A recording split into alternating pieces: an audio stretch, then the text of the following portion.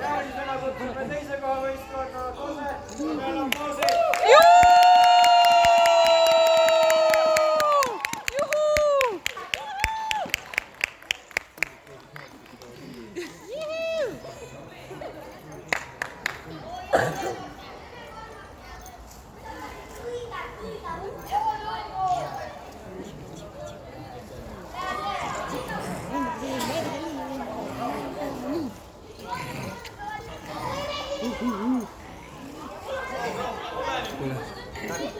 Jätlemist peame treenima. Üle harjumisega see mitu tegema. Nüüd hakkab tulema.